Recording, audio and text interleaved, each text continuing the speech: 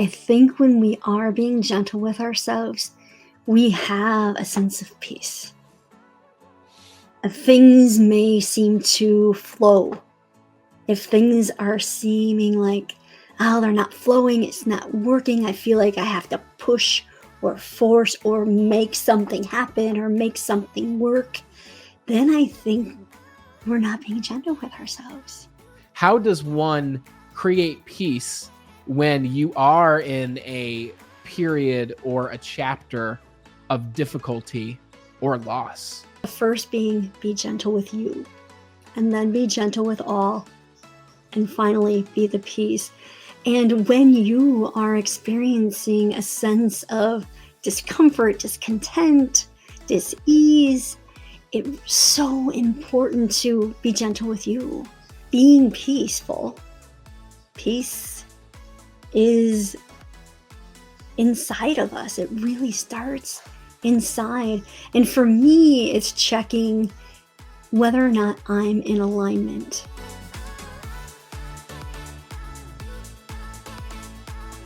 Welcome to the Be Better broadcast. Today, we are speaking with a very special individual, someone who was referred to the show from a dear friend of mine who's been on the show multiple times, someone who's been a part of Toastmasters with myself and a lot of other organizations that she's a part of as well, Julianne Cooley. And she referred this individual to the show today because she said, Brandon, I know that you'll have an amazing conversation with Sherry Ann Bruckner. She's a great individual. And she actually referred Sherry Ann to myself before my son was born last year. And that was over a year ago. Now my son Leo's over a year old, and I finally get the opportunity to meet this amazing person today. And you'll see why she's amazing once I read her introduction, but even more so once you hear what she has to share about our topic today, which is how you can create inner and outer peace in your life. What is the difference between them? What will a more peaceful life mean to you? And if you're someone who's like, Brandon, you're crazy, I can't bring more peace into my life, I'm busy with a career, with a family, all these things I'm responsible for, then I think you're going to be pleasantly surprised with the reality of we can bring more peace into your life. And not just we, but you can create more peace in your life. So for those of you who don't know Sherry Ann Bruckner, with over 2 decades of experience in civil and family law, Sherry Ann is on a mission to spread peace from her small town roots in Prairie du Chien, Wisconsin, to a global stage. As a speaker and trainer, Sherry Ann has a knack for inspiring others to tap into their personal power to create peace. And if you're looking for some extra wisdom, check out her latest book, Lessons from Lonzo, Peace Practices Inspired by a Four-Legged Friend. And we're going to talk all about her book today, but not too much because we want you to get it, but we're going to dive into that book. So when you take away even just one thing from this conversation with Sherry and myself, all that we ask is you share this conversation with one other person who could use it as well. Thank you for being the best part of the Be Better team. So without further ado, Sherry Ann, it's great to have you on the show after all this time. Thank you so much, Brandon. It's such a pleasure to finally meet you. It's definitely a pleasure. I'm excited for it. As soon as we hopped on and we started talking, I knew we were going to have a great conversation because I love your energy and the vibrancy that you bring. But also now that I read the introduction, you seem like a very peaceful person. And I've never been around you, right? But I have spoken to many lawyers, many of which who've been on the show. And I wanted to be a lawyer when I was younger. And, we won't get into that whole story about how that went on a totally different path. But one thing I never connected with law was peace. So I'm curious to hear from you. When did inner peace and outer peace become something that even came into your mind as something to focus on, especially as a lawyer? How did that come into play? Oh my goodness, Brandon, that's such a great question that no one's ever asked me before. But the reality is when I was in law school, I really wanted to be a mediator. And I had all these plans to be a mediator as soon as I graduated. And folks said, well, go ahead and get some litigation experience under your belt. And so I did. And it was funny because I remember a friend from college saying, hey, I thought you were going to go into mediation right out of law school. And here you are practicing. And I said, well, maybe in 20 years. Mm. And it was exactly 20 years later that I opened my mediation practice. And peace is all about the practice of law. Really, if the lawyers aren't experienced peace, if the clients aren't, if the judges aren't, somebody needs to have a little level of peace in that conflict to really resolve it. Hmm. Yes. Yeah. There's for sure conflict. And, people think of law as one person saying one thing, the other person saying another thing, and they're beating each other up until they get to a decision where somebody wins and the battle is won and one person leaves feeling bad, one person leaves feeling good. And what if everyone could leave saying, wow, I'm really happy with the way that this resolution came out, right? And imagine our world today with more peace.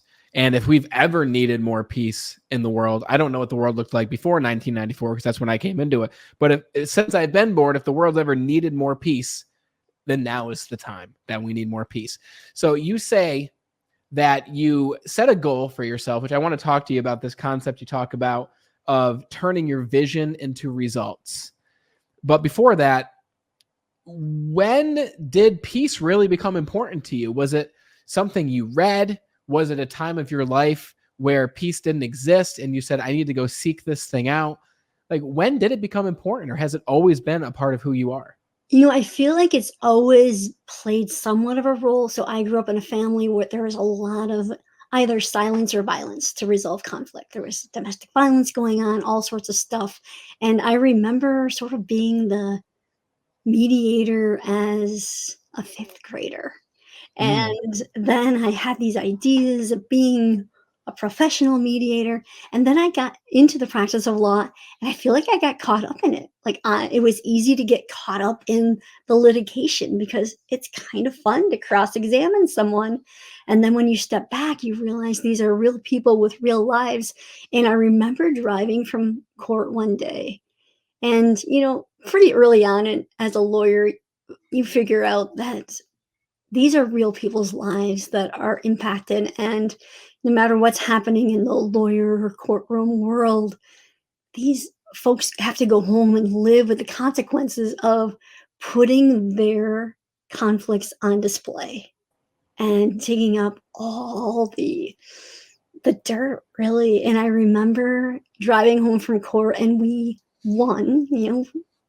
I was a legal aid attorney, and still do that part time.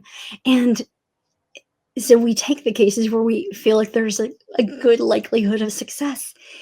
And so there's that victory, but yet I'm like, I had to ask some questions that I felt icky about. And quite that's my legal term. My professional term is icky. It didn't resonate because I know the long-term consequences for, in that case, it was a family. Yeah. And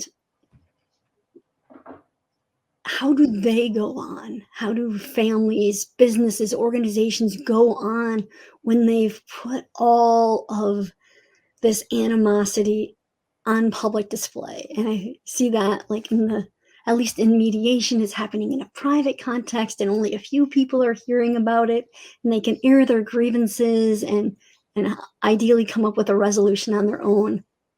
And so that was certainly one of the moments. Another was my dad passed away in 2007, and I remember thinking, what am I doing? What am I doing? And so it was just a series of life events where we Yeah. just realize there is a better way. I know in the back of my mind and in my heart that there is a better way. Yes. Yeah, I think you just described it to a T, and I want to ask you a follow-up to that, because what you just described is something that all of us go through. All of us face difficulties. All of us have lost or will lose somebody who's very important to us or special to us or someone we love. We're going to lose on this journey at some point. I guess it all depends on how you look at it, right? But I feel that we always gain more than we lose, and we gain from the loss, whether it's from a learning or, like what you said, the way that we change as a result of a loss. But I've lost many times, and the more you win, the more you lose. It's one of those natural progressions where one requires the other. and it doesn't feel too good in the moment, right? So how does one, maybe you can share from your own experience, how does one create peace when you are in a period or a chapter of difficulty or loss? That really is one of the 3 core messages of the book. So, Lessons from Lonzo goes into 3 core messages. The first being, be gentle with you, and then be gentle with all, and finally, be the peace. And when you are experiencing a sense of discomfort, discontent, dis-ease, it's so important to be gentle with you. And one of the lessons is check your dishes and find out, how full are you? Are you content in all of the areas of life? Are you feeling safe and secure? Are you feeling healthy? And is your well being taken care of? Are you feeling joyful? Are you feeling that you're be able to be creative and authentic? Are you feeling connected with the people around you? And just having those moments where you check your own dishes, because unfortunately, unlike small children, those babies, someone's checking to make sure that they're taken care of, and dogs are someone's checking to take care of you. But as adults, really, it's on us to take care of us, and so often we don't until things get a little too out of whack, or whether we're experiencing too much discomfort and lack of peace. Yeah. I want to dive into that 3 steps. And, of course, everyone, I want you to go grab a copy of Sherry Ann's book, because no matter how much we dive into it today, there's going to be plenty more for you to take away from it, because it's a very special book in the sense that you can read 1 lesson a day for a month. You can just dive into it, read it over a weekend. You can read it at the pace that makes sense for you. But let's talk about that. So the name of your book, which you just launched in January, congratulations to you, is Lessons from Lonzo: Peace Practices Inspired by a Four-Legged Friend, which is Lonzo. And this is the thing about dogs and even cats and animals in general, and the difference between them and us. Dogs and cats aren't thinking about what happened to them. Now, some people might say, well, Brandon, if an animal was abused, they remember that. Well, they might hold a memory of it physically in their body. But these animals, except for humans, aren't looking into the past and thinking about the past and ruminating about the past and thinking, what if I did this? What if I did that? How could this be different? And they're not looking into the future and saying, what am I going to eat tonight? What games are we going to play tonight? Like when you get home after a long day, like they're like, oh my God, mom's home. And they go to the door and they're freaking out and they're excited, right? But they don't pre-plan that, right? They can anticipate it, but that's different than looking into the future. We as humans are gifted and powerful in the sense that we can look back and we can look forward. And those are beautiful things.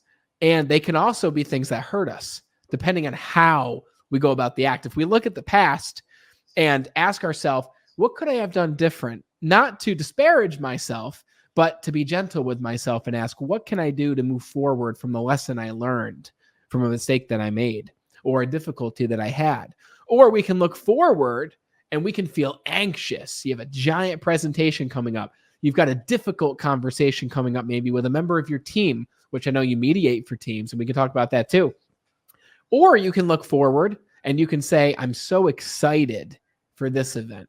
And it gets you through. I'm so excited for this vacation in 2 months. And that just amps you up with energy and you feel good all up until the moment. So it's fascinating how this experience that we can have as a human can be both a double-edged sword of pain or pleasure. So is there something you do in order to be gentle with you, to be gentle with others? Are they specific strategies? Is it a way of being? Really, this can be summed up into the question of, is peace a noun, a way of being, or is peace a verb? Ooh, I love your questions. Wow, these are great. I would like to say that peace is both. I mean, it obviously is used as a noun in our world, but being peaceful, peace is inside of us. It really starts inside. And for me, it's checking whether or not I'm in alignment. And I believe in a higher power, call it the divine, the universe, God, whatever. I have this connection to some source, and that is my soul purpose. And you have a soul purpose. It's probably different than mine. And we have 8 billion people on this planet. Everyone has their divine way of being, your this beautiful being living on earth. And when we are in alignment with that, with who we truly feel called to be, then I think we experience greater peace. Mm. I feel at peace when I am walking in the woods. I feel at peace when I'm sitting around a bonfire, or when I'm playing games with friends, or when I'm just sitting and silent sometimes. Some people would say, that is so not peaceful for me. And so finding our own, right, our own thing that brings us peace, that lights us up, that brings us joy. And when we are in alignment with that, we are going to experience more peace. And so I really feel it's checking in with ourselves and saying, hey, does this feel right for me right now? Am I being who I wish to be? We talk a lot about doing. What are you going to do today? What are you going to do this week? What are you going to do this month? But Mhm. it's so much more about who we are being, and are we being this peaceful being? Because I think your baby entered this world as a peaceful being, and I think Mhm. we all enter this universe in a peaceful state of being for the most part, and we can be taught out of that and learn other ways of being. And if we just reconnect, I think we can find peace by checking with ourselves. And you believe that we can reconnect to that sense of peace by finding, or not just finding, but rediscovering our soul purpose. Yes, rediscovering what lights us up. Yes.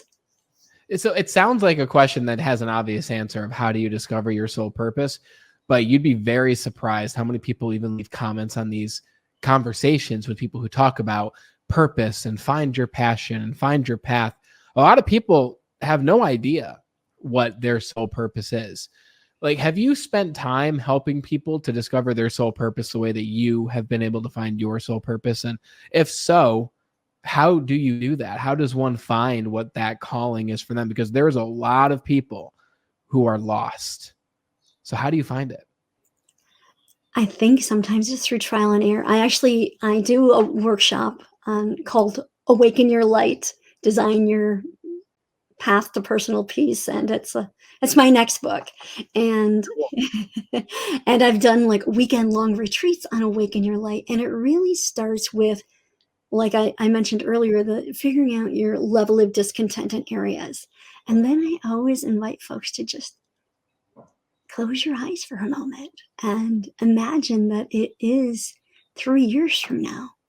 So imagine that it's 2027 and you are living this life that you absolutely love, and you're feeling a sense of great health and well being. You feel so much love and support flowing to and from the people around you. You are feeling the sense of joy, the sense of authenticity or creativity, the sense of security and freedom, whatever those things mean to you. And when I invite folks to think about that and focus on what they are creating, focus on what you are creating. When we focus on what we are creating, we're experiencing more peace rather than trying to resist or avoid or put all our energy on what we don't want to create. It's the same thing happens in mediation when folks want to focus on the problem or the issue. Like, we certainly need to understand what the issue is. We have to clarify what we're here for. what are we really trying to create? What is everyone at the end of the day? And sometimes I've actually in mediations, I've invited folks, imagine that it's a year from now. What do you want to think and feel about this situation? What will an outcome that happens today work for you a year from now? Because Mhm. sometimes people want a quick and easy solution that isn't one that's going to work. And I've had major changes. Like I remember doing an employment mediation, and they had parted ways. And by the end of the conversation, that employee came back. There was a plan for that employee to come back because they had figured out, oh yeah, we really value this employee. This employee really loves our mission. Yeah. Let's reunite. So you just don't know until you say, what do you really want? What are you hoping for? What would you love? What would you love to create? What do you want your life to look like?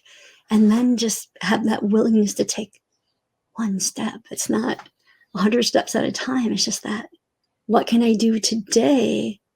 Or who do I need to be today is more important, right? Who do Hmm. I need to be today to get to that result that I'm looking for? Wow. Who do I need to be today to get to that result that I'm working towards? I love that. I'm going to finish writing that down after I ask you this next question or we get to this next part, because that is so true. Who do I need to be today in order to create the vision that I have? It's one thing to have a vision board. It's one thing to have a goal, but what brings you there? You know, some people think what you think about, you attract, which I believe is true when you put forth the action, the right action, the authentic action. Because if, you know, if your goal is, I want to weigh this certain amount, but you're still eating the things that are preventing you from getting there, at least most of the time, it's going to be very difficult for you to get there, right? If your goal is, I want to weigh 180 pounds, and right now you're 260 pounds, then you can sit around and close your eyes and think about it, think about it, think about it. But ultimately, it's what you just said. Who do I need to be? What do I need to do in order to reach this place that I want to be? And what you said about, you know, there's been situations in the past that you've worked with groups of employees at a company where they were going to let somebody go or somebody was let go, and then they brought them back and found a place for them at this organization. That's a really special thing, because I've been in many situations where I've worked alongside people who were in sales manager positions, as an example. And these are bright people. And we thought they'd be incredible in a sales manager position because that was the next logical step. And then they would become a sales manager and they would crash and burn. It would not be for them. They would not get the results that were to quota, per se. Right. And we had the conversation of, what do we do with this person? Do we demote them? That would cause them to leave, likely, because they'll have a bad taste in their mouth. But we had a great leader who said, well, what if we put them in a role that is more suited to their abilities? And we sat around and asked, what is their unique ability? What lights them up? And then we asked them, what lights you up? Like, what part about this position lights you up? What part doesn't? And then we move them into a different role, and they take it all the way with the company and become one of the biggest names in the company for all of upstate New York. And that happened within 3 years. So it just goes to show, being in your zone of genius or your place of strength or whatever you want to call it truly does bring greater results. But like you said, I believe it also brings greater levels of peace too. Absolutely. And I love that story you told, because it reminds me of a phrase I've heard in the past: right person, right seat. So the first question is this the right person for this organization?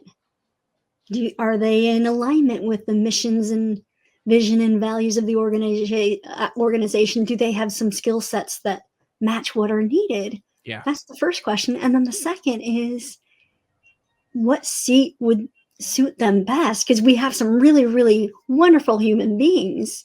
Like the no WNBA team would want me, right? Yeah, That's not my exactly. skill set. My skill set is to sit in the stands and cheer. Same for any professional sports. Like, I love baseball. I Yeah. belong in the stands. And knowing where we belong, and then where is our seat within that organization. What's up, Be Better family? It's Brandon Eastman here. And as a thank you for tuning in to the Be Better broadcast, I want to give you a very special gift. For a limited time, you can get a free digital copy of my book titled Be Extraordinary, Your Guide to Self-Mastery. This book is packed with insights and actionable steps that will help you to unlock your fullest potential in the 5 key areas of your life. But that's not all. Along with the book, I also want to give you the audiobook version absolutely free. Imagine having the power to transform your life right at your fingertips and in your ears anytime, anywhere. Go grab your copy at bebetterindustries.com/book. You'll also find the link in the episode show notes. Go and grab your copy and join me in making a positive impact on the world. Now back to the show. Absolutely. Excellent questions. I think that last 2 minutes here would be the most important 2 minutes for a leader to watch to really propel and bring their team to the next level. I think that last 2 minutes contains more than most leadership courses. Put your people in the right seats that allow them to exercise their unique abilities, that allow them to be gentle with themselves because they're performing in a high way. When you are performing in a great way, doing something that brings you joy, it's really difficult to not be gentle with yourself. And as a result, it's difficult to not be gentle with other people, right? The people I find who are the most kind and loving and open towards others are the people that are kind and open and loving towards themselves. And it's because they put themselves in the right seat. So let's talk specifically about Lonzo for a minute, because we got to talk about Lonzo if we're going to talk about your book, right? So you could have just written a book called, How to Enhance Your Inner and Outer Peace. And then people would have saw it and been like, oh, cool, another book on peace, right? So why incorporate your dog into your book? Like, how did that idea even come to you as something you could do? Oh my goodness, that might have been one of those divine moments, because so many people said this should not be your first solo publication because it's not a real credible book for a mediator lawyer to write. But it resonated. I would share different stories about Lonzo all the time on social media, with friends, with family. And I love to read and I love to reflect. And I also know that peace is something that every human I've ever met would love to experience a little bit more of, or has days where they're experience a little less than they wish to have. And this book, I think it's fun. It's short little stories. There's 63 lessons, 21 under each of the messages. People can just pick it up and read one. Even my brother, I don't think I've not known him to ever buy a book in his life. And he's in his late 50s. And he said, oh my gosh, I actually read it. And this is good. I like it. These are like good questions that you ask and everything. And so if folks are willing to say, yeah, I'm just going to read a lesson and I'm going to check in. Am I being gentle with me? Or if it's in the category of being gentle with all, am I perking up my ears? Am I listening and being curious, paying attention? Whatever it is, if folks can take a moment, have a short little read, maybe reflect, maybe not. I know a book club has done this for book clubs, and people keep it by their nightstand to read. Whatever works for you, if there's something that can bring you a little bit sense of peace. And there's some funny stories about hiding your panties. They're all based on true stories. These are all real Lonzo stories. Got our attention. And it's also, so I actually had the idea to write the book, and I believe it was in 2020, and then it might have been before. I sometimes take a while to do things. And anyway, Lonzo passed away in 2021. And then I'm like, I really need to get this out there in the world. And so it's every time I look at it, it's also just a fun little reminder of Lonzo, and he really was such a peaceful dog. Mm-hmm. Like communicating his boundaries, he was so gentle with everyone, and it was very rare that he would bark. And if he did, it was just, "Hey, I'm barking to let you know this is my line. I value you. I'm not going to attack you. I'm also not going to let you cross this line." Wow. And so he was just, I remember a friend's daughter sat with him while I was traveling for a few weeks, and she's like, "My daughter came back a different person because he had some sort of healing energy about him." And he really, obviously I'm biased, but he was a terrific dog. Hey, show us the cover one more time. Yes. Oh, there we go. There he is. There he Awesome. is. What kind of dog was he? Was he a Maltese? A Bichon Shiatsu, we thought. So I found him at the Lakes Area Humane Society in Alexandria, Minnesota, where I live. And they're like, well, they list him as a Bichon Shiatsu. Okay. Yeah, no, Really he sure. looks like that kind of dog. Well, I'm sorry about the passing of Lonzo, and at the same time, look at his legacy. Now he is changing lives in ways that he changed lives while he was here, but now he's changing lives even while he is not physically here to do it. But based on what you believe, I believe that he sees it and he feels it and he knows the lives that he is changing and the peace that he is bringing. And I'm curious to hear from you, out of all these lessons that you incorporated into this book, was there one specific lesson or part of the book that resonated most with yourself?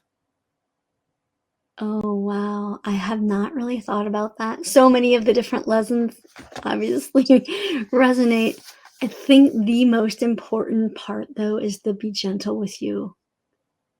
If you take a look at be gentle with you, like you mentioned earlier, if you're gentle with yourself, you're more likely to show up in a space to be gentle with other people. And I know I've gotten away from that. It's easy to do, and when I look back at the times where I didn't show up as my best self, where I was a little snarky or a little out of who I really want to be, the person I want to be, it's I wasn't being gentle with myself either, and I wasn't in a place to be gentle with others. And I know we talk about service, and serving other people is so important, and it's a value of mine too. And we also have to first be gentle with ourselves. Yeah, it sounds amazing, and it is amazing. And like you said, we find ourselves reverting to past patterns or the opposite of being gentle with self. How do we get back to that place of being gentle with ourselves? And maybe even a different way of asking this is, how do we know when we are being gentle with ourselves? How do we know when we are being gentle?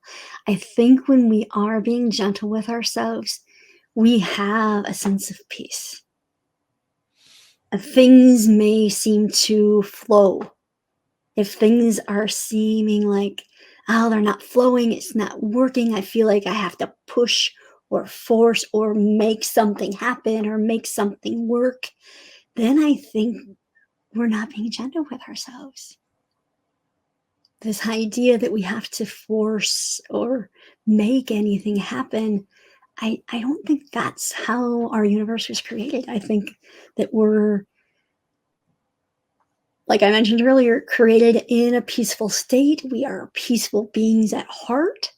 And until we get into the flow of peace and honoring our own peace, we're disconnected from the people around us, from the world around us. And when we get back into that, I feel like I got off on a tangent now. Great.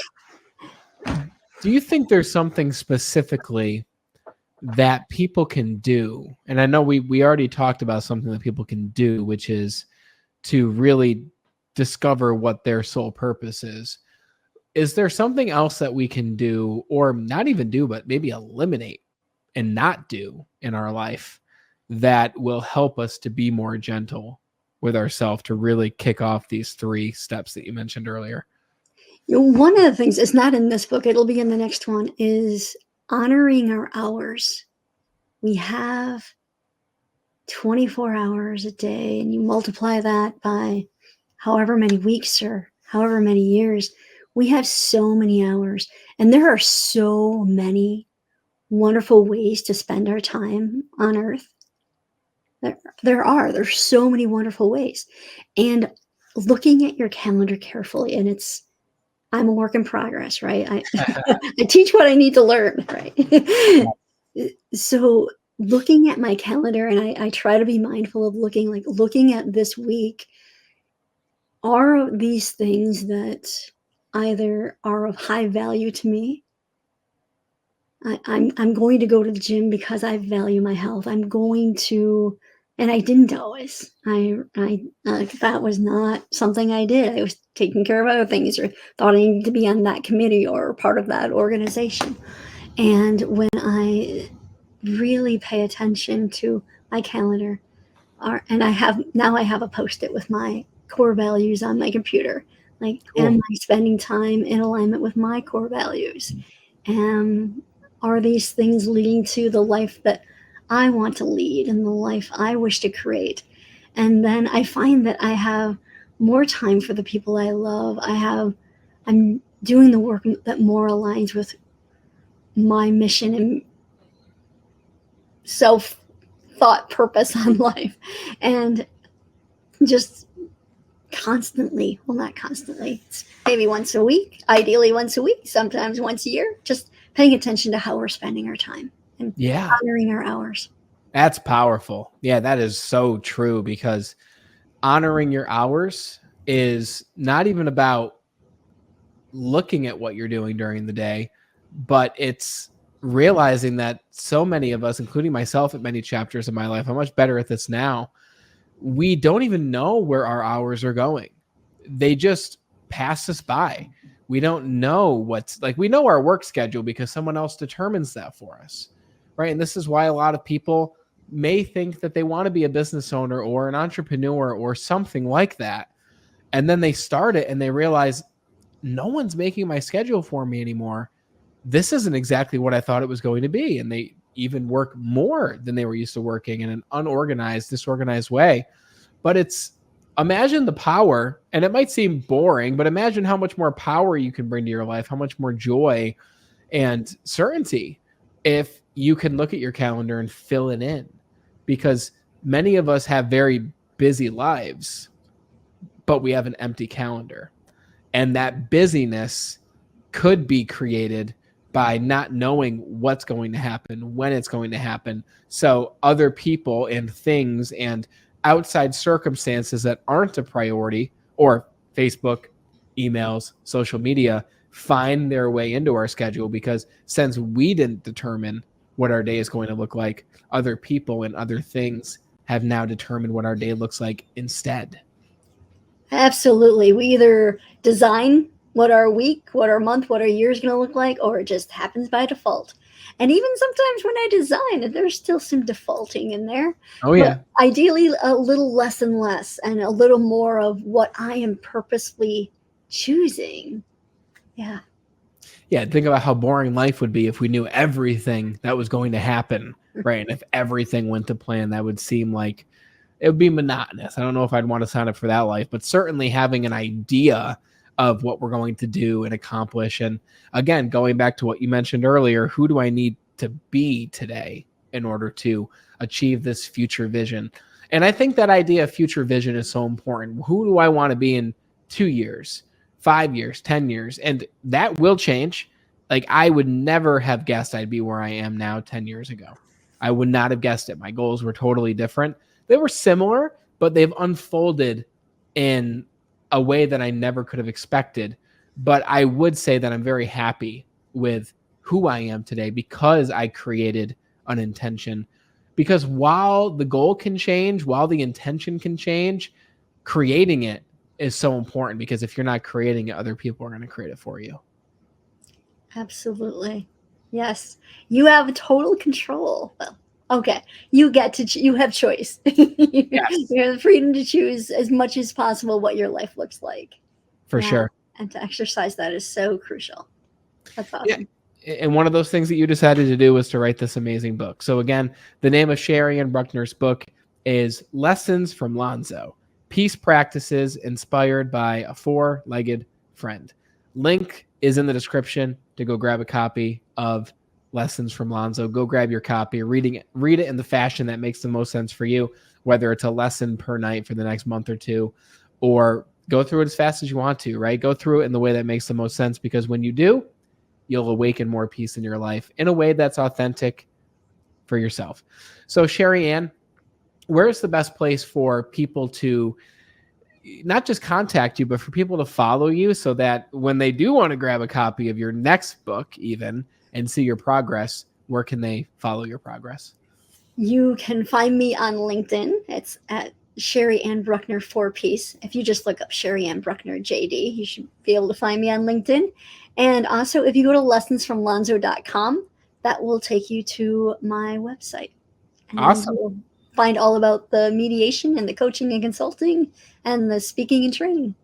Perfect. Yeah, you're doing a lot of things. And I mean, just for those leaders out there, imagine what could happen to your team and your organization and your results if you brought these lessons to your group, if you had a book club amongst your leaders with Lessons from Lonzo and incorporated these ideas of putting the right people in the right seats and being gentle with you, being gentle with others. Imagine the leadership and the outcome that your organization could achieve by doing such a thing.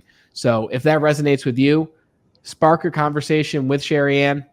Link is in the description to go visit her website and to start that conversation. Sherry Ann, it was a pleasure having you on the show, and I'm really glad that Julie introduced the two of us. This has been great. Thank you so much, Brandon. It was my pleasure. Well, I hope you guys feel more peaceful after this episode. There's a lot of practicality that was discussed.